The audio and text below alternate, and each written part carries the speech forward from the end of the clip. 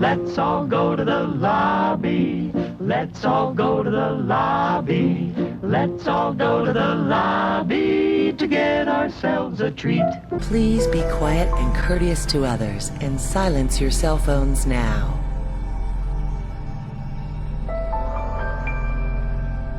This is a stick-up! Who are you? Who am I? If I knew the answer to that, I wouldn't be wearing a mask. Welcome back to the movie experience, and this time, this is a TV series that we watch. We have reviewed TV series on the movie experience before, and we have not watched. It came out last year. We have not watched it, and this is the Watchmen HBO TV series. And for some, usually when my wife just got HBO Max, she was like, "Well, I want to check out Insecure. I want to catch up on some things like that." I was like, "Well, I want to check out. I want to watch Watchmen." So once again, I didn't expect my wife to watch it with me because she wasn't a fan of the Watchmen movie. Ooh. This is that Zack Snyder made. I saw it. I was like Regina King. Yeah, well, Regina King is my lady. You know what I'm saying? I was like, that's a sold everybody person. Yeah, but see what I'm saying? But I never knew what it was truly about. So I'll give you something good, bad, and then I don't know if I would, because I kind of want you to go see it because you were the only other Watchmen fan I knew. Right. When it came to the Zack Snyder movie, because Zack Snyder gets a hard time with that. Rap. He gets a hard rap, and obviously he gets a hard rap because he changed the Watchmen movie from what it was from the comic book. Yeah, he did. So wasn't too happy about that ending, but exactly, I agree with you. However, the show follows the comic book. Okay. Now from the first 3/4 of the movie, they follow it page for page. Yeah, and then Zach. And then Zach does Zach, and then he changed the ending, which I didn't like. But the show follows the comic book. Okay. Straight from the comic book thing, because the whole giant squid thing is only in the comic book. Zack Snyder did not put that in the movie. Okay. I mean, I saw that in the explained video. Wait, the raining squid or something like that? Yeah, or the big squid that comes to attacks New York. Okay. Yeah. So, with that being said, Regina King is the star of the show. And this is a very political Watchmen, as it focuses on and is surrounded by the Tulsa massacres from Black Wall Street. And they don't shy away from it at all. This whole thing is based on what we're dealing with in the world today. And with that being said, it's like now there's a group called the Cavalry, which are a white supremacist group that have gained the Rorschach mask. Yes, or they adapted the Rorschach mask. And now the cops now was it Redford? What's his first name? Who? The president. Robert Redford. Robert Redford is the president now. He gave the people of the massacre reparations. Or reparations. Reparations, there you go. To rebuild basically Black Wall Street and rebuild their community in Oklahoma. Nowadays, the cops hide their identity now. The cops wear masks and everything so that these white supremacists don't go back to their homes and their families and kill these cops and everything. And the way the law is in the town now is completely different than how it was or how it even is today. So that's the kind of world that we're kind of living in. Right. And we take base on different kind of storylines that's happening throughout the show. It's only 9 episodes, so it's not that long of a series. Right. But we do get Regina King, who's playing Sister Knight, who still is an undercover vigilante who works kind of like next to the police department, because she was a cop. She was a cop. And then she retired, or she left. She retired. But not by her own volition, rather. Exactly. So now she has a family, 3 adopted kids, and she has a story that is all linked. Like I really don't want to give to people. Should have seen it a lot, but for you, because I know how much you're into Watchmen, I don't want to give away spoilers. Okay. Yeah, but she's connected to this. There's a lot of things that she's connected to, and inside the show, it really bounces between something that's happening in the present, something that's happening in the past, and something that's happening that's probably going to happen. Okay. And there are things that sometimes when you have to watch the explain video, the way I can best describe Watchmen is everything is placed there up until episode 6. Then when episode 6 comes together, it's like, okay, now we are through all these ingredients into this bowl. Let's start mixing it so it can come together and start, because you're going to ask yourself a lot of questions. Yes. After every episode. Because there was times where we had to watch explain videos to break it down for us. And after every episode, it was like, man, what's happening here? What's happening here? What's happening here? Like the first episode, it does its job. It gets you into what's going on. It does the world building. It sets everything up. And then something happens at the end of the episode. You're like, wait a minute. Wait a minute. I didn't see that coming. Let me watch the next episode. And then when you think you're going to get the answers from the first episode and the second episode, you don't. They just pile on more questions. Mm-hmm. And then you're like, wait, but now, that happened. Okay, let me go to the third episode, and then blah, blah, blah. And then you're like, okay. And then they start explaining the different Watchmen, and it comes back to the comic book origins. It's never far away from the source material, believe it or not. Even though it is based and woven from this whole Tulsa massacre that happened in Oklahoma in 1921. That's a real event. That's a real event. And even when they show that scene of everything happening, it's a D. I ain't gonna lie, it's TVMA.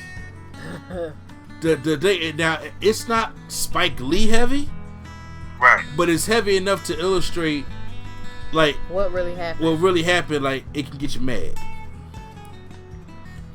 Like it's not one of them like Spike Lee things. Like I want to go outside and just risk it all and not watch shit else for a month. That's what Spike Lee can do to you. It's not on that level, but it's on a level to the point where it gets you angry enough to back the main character of the story, because that's what you need to do. Mm-hmm. Right. Which is Regina King's character, and then you're sitting there wondering, like, wait a minute, how in the world can you guys how is Regina King connected to all this kind of stuff? So, and also joining on this review just now, who came into the door just like Dr. Manhattan did, is Q Flow. Right on time for Watchmen. Right on time for Watchmen. What up, y'all? We here. I'm fresh off work. Yeah. So we was just talking about, you know, how it's woven into the Tulsa massacre of Black Wall Street from 1921. Yep. And I was telling him how the different episodes, like the first 5 episodes, you don't really get any kind of concrete answers to your thing until about episode 6 when they start bringing it all together. Yeah, that's that Hooded Justice episode, which I really like. Hooded Justice is out of pocket. That episode threw me off. I was just like, oh. I remember him seeing him in the film. Exactly. And then, but once again, when you get the whole backstory of how Hooded Justice became Hooded Justice, and I was just like, And I was telling them, I said, you know, that it's deep because it's TVMA, but it don't get that Spike Lee kind of deep, but it gets you angry enough to support Regina King as the main character. Oh yeah. So, and like I said, I think she did a wonderful job at it. She did a great job. And I actually liked. This is not a spoiler. I mean, y'all seen the trailer, so that when Dr. Manhattan comes back to Earth. Yeah, I saw that on. So there's a little plot twist with Dr. Manhattan that we're not going to tell you about. When I tell you, it threw me way off. Yeah. It was kind of like little hints here and there. They did plant little eggs in there. Little seeds. Yeah, I ain't see no seeds. I'm telling you, I ain't see no seeds planted. I'm just like, Like I knew he was in the show because of the trailer. Yeah. But I was just like, huh? Exactly. When it had to, cause it was. Plain sight. There's a spoiler. Now, the way Swag watches movies and shows stuff like that, maybe he'll pick up, maybe he won't, or maybe he'll just allow himself to be kind of like surprised about it. Yeah. But even though if you figure it out, even all the way to the end, because the whole Dr. Manhattan thing from the like. Dr. Manhattan comes in episode 7. So 7, 8, and 9. Them last few episodes of Dr. Manhattan heavy. Yep. Okay. And I really think that they did a great... Huh? The last episode too, but no, you're right though. Those 7, 8, and 9 is when you get Manhattan. Yeah, it's like we're very Dr. Manhattan heavy in the episode, and I think that they did a good job writing this character. And because I was like, it could have just been a regular Watchmen kind of style Dr. Manhattan over again. Mm-hmm. Right. But for some reason, this one, he's godlike, but they gave him more personality by his choice. Yeah. Oh. It wasn't. Okay. It wasn't that he was trying. It wasn't like, all right, he's a god that we can't relate to him. Let's make him more human-like. And it wouldn't make sense because he's a god. No, it's that he's still a god-like creature, but he wants to be more in tune with us. Yeah. And I like how. Well, sorry. No, I don't know if I can go say ahead. that. Well, that didn't feel spoil. No, what I was about to say doesn't feel spoily, because I don't know. I don't know if it's a spoiler for Ant. It doesn't feel like a spoiler though, but I won't. I'll try to. I don't want to say it. Okay. I just like how he explained himself with the whole story because it connected with the movie. Yes, it did. And Oh. So that's what he did. Connects with the movie. It connects with the movie and the comic book. Oh, okay. Mm-hmm. So they don't. Now I'm more interested. So they don't they don't leave no stone unturned in this series. But Swag, you do need to like don't watch that, like when you get there, don't watch it at face value. Actually listen to what he's saying, because he's still, Dr. Manhattan's still speaking these Jesus parables, like he is. So, and yeah, he's speaking math equations and whatnot. So really listen to what he's saying, so you can like oh, okay, that's the only. I had to rewind it at least twice to realize, like, oh, this is connecting with the movie, like, so. Because like I said, pay attention to that. We had to watch explain videos to help us out on certain things, because I was like, okay, this is okay, now this makes sense, and now this is okay. She is okay. I get that, and it was like, huh. Now see that's now I was like, okay, now I'm getting more into the story once they start putting things together. And like I said, it was a quick watch. We did it in one day. Actually, we did it like one night almost. Oh well, Steven, yeah, y'all. Oh God, I had to wait. I did it like a TV show because it was dropping. I was watching it while it was still on TV. Yeah. Y'all did the smart way. Yeah, I was saying, yeah. I was like 9 episodes. Let's do this, and we got to about episode 6. And then we stopped, and then watched the next episode 6, 7, 8, and 9 the next day, because we had to go to sleep, had to deal with the baby and stuff like that. So I'm going to give Watchmen from HBO, and like I said, in Q Flow's words, it's a very woke show. Fact. Definitely a woke show. It's woke, because look, Watchmen ain't have that many black folks, if any at all, in the comics or the movies. Mm-hmm. That's going to change in this one, Swag. Okay. I'm like, if this series came out like last week, this one right on time. Mm-hmm. It's always ahead of its time. Watchmen has and always that's been. the problem with Watchmen. It's always ahead of its time. They started out. Darn it, I was about to say that other twist too. Yeah.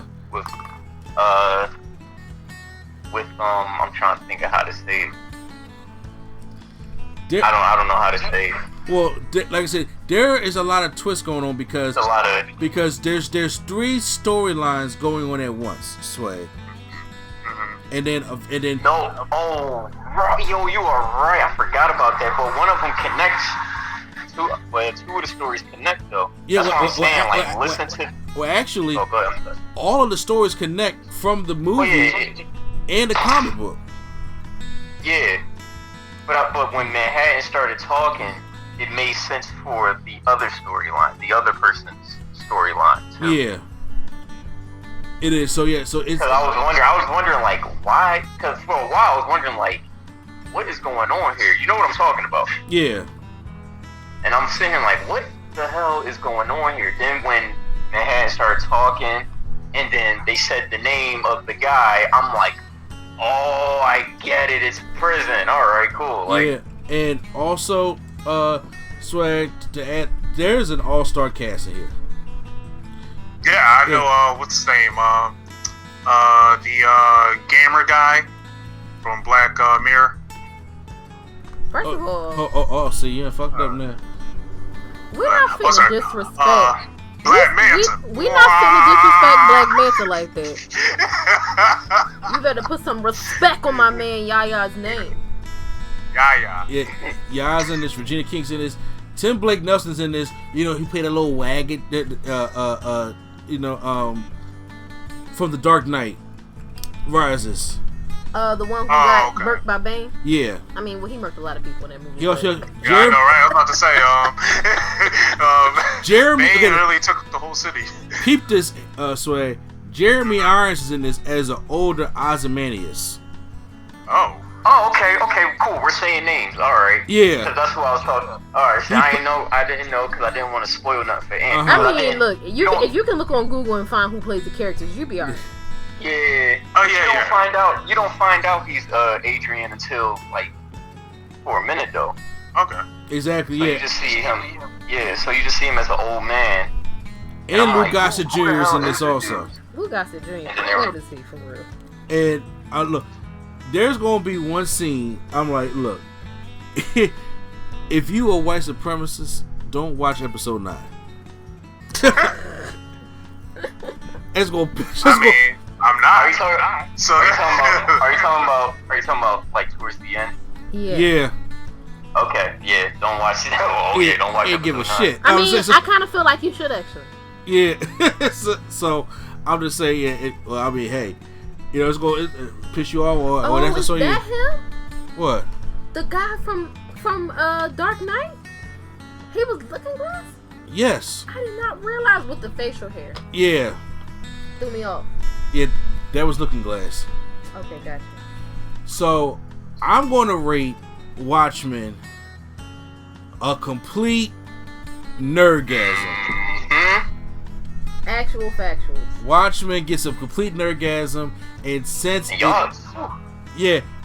DC, you know, it makes sure because they got the DC logo with the Watchmen smiley face. It's one of the best DC shows that they ever produced. And you know what's funny?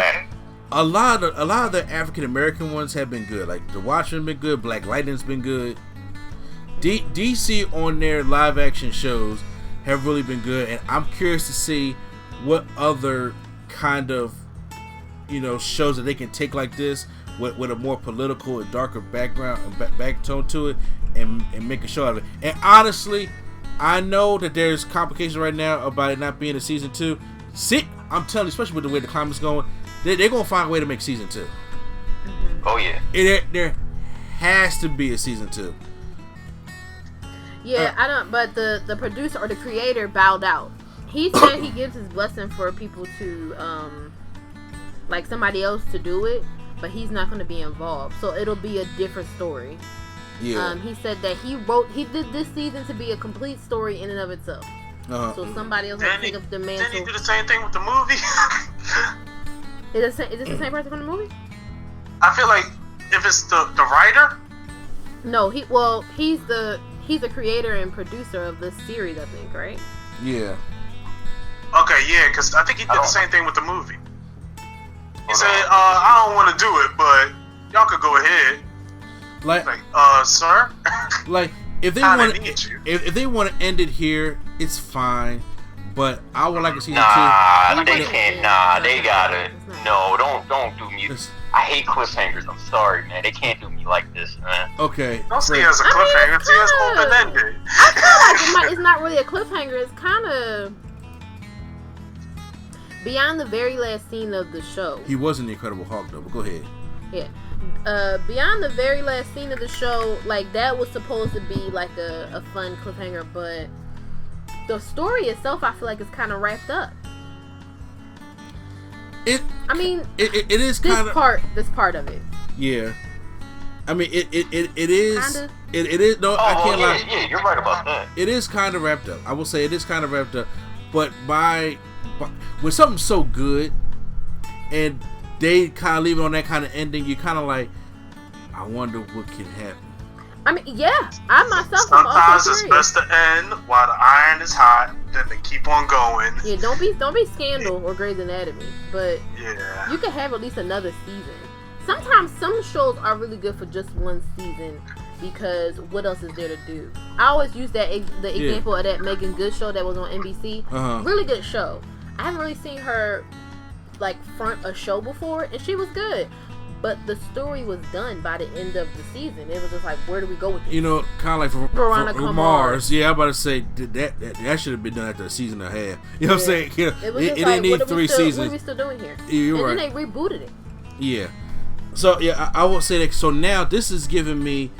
I want to go check out the other DC stuff. I want to check out Doom Patrol. I want to check out Titans. Oh, yeah, since you got the service, you can. Whatchamacallit comes out in September. I don't know if y'all talked about it. What's up?